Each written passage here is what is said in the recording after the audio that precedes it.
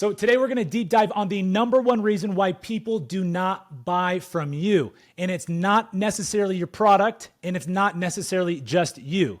It's both. Have you ever heard people tell you people don't buy your product, they buy you? That couldn't be any more wrong. That is half the equation. The other half is they buy your product. So if you have them just sold on your product, they'll end up buying from somebody else. If you have them sold on you, but not the product, you'll have a friend and then they're going to buy from somebody else. So you need to not only sell them on your product, but you need to sell them on you. So we're going to be deep diving on the speed of trust because that is the number one reason that people are not buying from you. They do not trust you. If they did, they would pull the trigger. It's very hard to tell a friend no.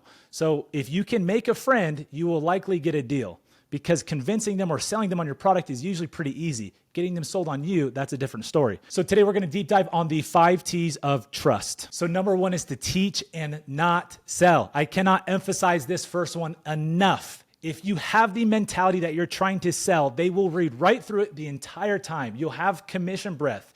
They won't trust you 1 ounce. Now, when you come from a standpoint that is selfless, of genuinely caring about them and not the commission, you come from a standpoint of teaching and not selling. It's an easier way to gain a friend and be a lot more confident. So one of the best ways that you can actually help teach your prospect instead of selling them is to help them identify the problem. If you want your prospect to be ready to listen, to learn, and to buy from you, you have to teach them the pain of their current problem.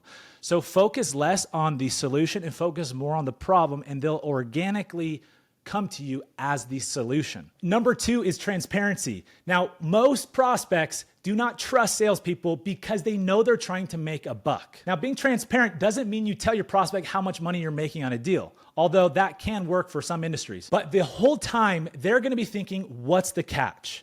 Anytime you tell them a feature or a benefit, they're thinking, what's the catch? This sounds too good to be true. So the way you diagnose this and address it up front is to actually tell them, not just the pros, but tell them the cons. In fact, the more I sell, the more I tend to focus on the drawbacks and the cons.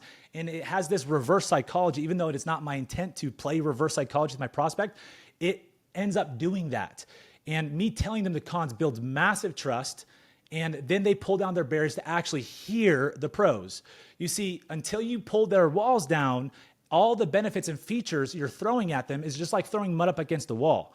But if you tell them the cons and build trust, tell them the drawbacks, tell them what the catch is, and it might not be a fit for them and you're okay walking away, their wall comes down. So when you throw, it's going to stick. So the third thing to build trust faster is to have testimonials. Okay. Now, having printed and digital copies.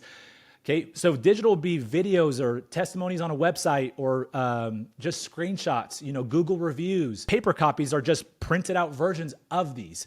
Now that may seem old school, but it is not. This is how Amazon built a company that originally dethroned Barnes & Noble, and it was done through reviews. You see, when you went to go buy a book from Barnes & Noble, there was no reviews. You just had, the author's selling points on the book right there. What set them apart from Barnes & Noble, other than just shipping, was the fact that they offered so many customer reviews. It was a truly unbiased opinion, and it leads to a lot of credibility and a lot of trust. The reality is, if you make money on a deal, you're biased, okay? So get people who do not make money on them buying from you and use their opinions, their testimonials. Again, either video format or a written testimonial. 95% of people are imitators and only 5% of people are initiators. People tend to copy what other people do. So the more that you use other people's words and not yours, the faster you'll build trust. So number 4 is touch. Physical touch, when done right, can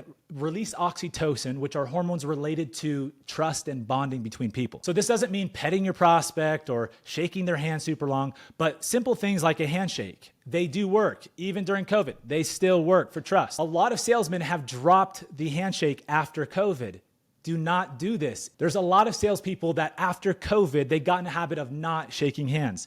Do not do this. We don't have a pandemic going right now. Hopefully that stays the same. So when your prospect shakes your hand and initiates a handshake, they signal their cooperation with you up front. So do not avoid handshakes. So the 5th aspect to building trust faster is time. I know it sucks, but time does play a piece. The higher the ticket, the sale, the more time necessary to close the deal. I've seen salespeople be proud about closing a $50,000 to $100,000 deal in less than 45 minutes. It's so stupid because half the time that's going to cancel.